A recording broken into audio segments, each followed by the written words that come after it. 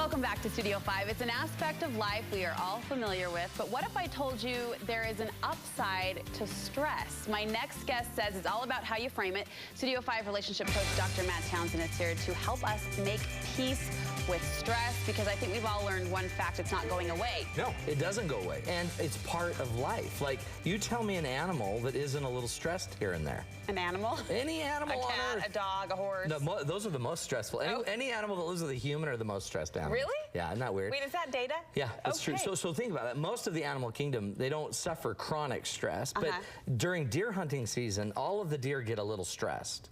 But it's not like, oh, they're coming. It's when they start shooting bullets at you. You feel stressed for a while, but the stress is your body's response saying, game on. Yeah. Let's go make something of our life. Let's protect ourselves. So remember, all stress is to make sure you don't get killed, or you can take advantage of the things in life. So short of being killed, we would like to take more advantage of things in life, and stress, you say, can help us do that. It's called eustress. Eustress is the healthy stress. That's why when you go do an aerobic exercise, it's stressful. It's there to help you. It's there to make you grow. It's there to make you healthier. So we need to figure out, how do we make the stress in our lives healthy instead of just stressful? So you're saying the bad stress, the weighing stress, the negative stress, we can kind of reframe that and make it a little more healthy and positive. And there's basically 3 questions I ask about stress, because there's certain things that make doing something stressful worthwhile. Like today, I had to stress getting here. Yeah. I was so stressed because I had a client I saw, then I had to run to school to drop off my son's papers that I had to print at my office. Conveniently forgot. Yeah. And so that was very stressful, except I thought about it and I thought, holy cow, I am dropping off papers for my son. I'm meeting the people in the office. I'm being a father. And it was still stressful. Yeah. And I was only there for 4 minutes, but it changed for me. Now I was serving my son, so the activities changed. So watch, if we ask the right questions, we can take anything stressful and probably turn it into magic. I call it, turn it into peaceful stress. Peaceful stress. Peaceful, full of peace, stress. I like it. What's the first question we ask? First question we ask, am I focused on the right projects right now? So basically that means, right projects means that there are going to be some wrong projects.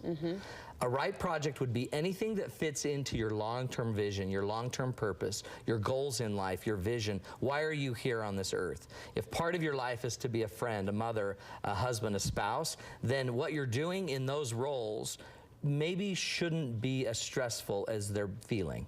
Does that make sense? Yes. So it's got to be the right project. A lot of us get caught up in a million projects, but the projects aren't always right, or they're not right now.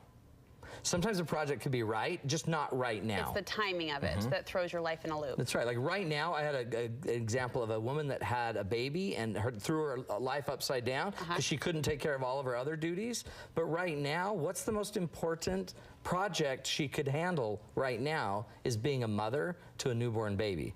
Right now, that's where she should try to focus. Doesn't mean it diminishes life, right? Doesn't mean opportunities are ended. My mind goes to a book by former KSL broadcaster Jane Clayson. She wrote a book, I Am a Mother, and she talked a lot about seasons of life and how we just need to embrace and accept the seasons we're in. That's kind of what you're speaking to. It's the timing of things. So if you're feeling a lot of stress and you're not being energized by it, then it might not be the right projects you're working on or the right time.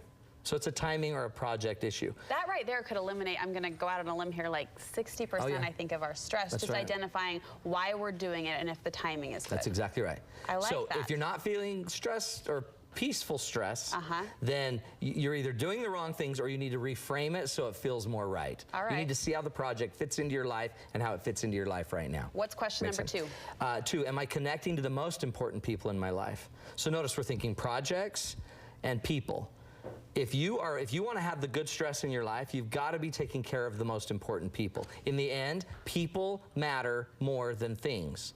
A lot of us get stressed about doing things. We got 500 things to do. If none of those things are attached or connected in your brain or your heart to people, you're going to be stressed. because you're doing something that's virtually useless to you. Right, right. So as soon as you connect it to the people, me taking those papers to my son, the activity of taking the papers, things, was annoying and stressful, irritating that I had to do it. Very peaceful though, however, when I could connect it to my long-term purpose of being a dad that's connected to his son. I think that's the perfect example, because anytime you take a menial task like that, any task, and reframe it in the purpose of being a father or being a support system to a child that you love, that instantly changes the game. This is all in your head. It's not about the tasks. I'm stressed out of my head, but I can hardly wait when I get to go do a speech. I love a speech. Stressful, so stressful. Right. And then I get there, but it's part of my mission. It's part of my purpose. And I get to release the stress, and that's the eustress. That's what makes us healthier. Then there's one more question we have to ask, okay? Can I find the peace in the paradox? Meaning, there's a paradox to peaceful stress. That's paradoxical. Two ideas that seemingly contradict. Do you see more stress, or can you find the peace? I want us all to start practicing more at finding the peace in our everyday life, seeing it, noticing it when it's happening. I noticed walking out of the school that I was feeling peace, that I had done a task, I took care of my son, I could hardly wait to text him and say, your papers are at the office, go down and get them, love you, have a great day. Peace. So I noticed it. What happened if I hadn't noticed the peace and then I just went to my next goal of getting to Studio 5? The frazzled life just continues to expound. So if I can sit here and come do Studio 5, if it's the right project at the right time with the right people, do I feel peace in the moment doing it? If you don't, then you need to look for it. And if you can find the peace really is the passion that's going to keep this healthy for you. If it's no longer your passion, it's going to slowly start to just be a stressful. That peace in the paradox applies to so many life situations. I was talking to a girlfriend the other day, 5 kids under the age, I think, of 9, and she was just buried in the stress of daily life. And those daily responsibilities aren't going away. But when you try to channel in, even in small moments, do small moments make a difference when it comes to feeling that peace? Well, especially if you notice the peace. So your whole life's made up of small moments, right? So part of your goal would be to slow down life and start looking at the moment.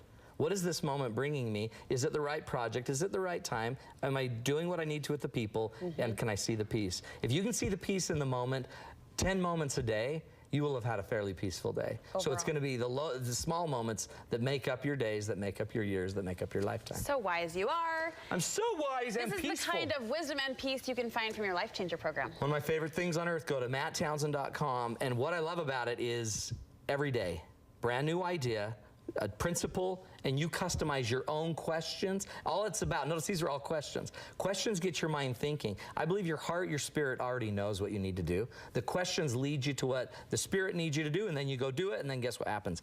Boom, you start to connect to principles. Life changes. You can sign up for that on your website. matttownsend.com. Piece of cake. Matt, good stuff. Thank you so much. Thanks, Brooke.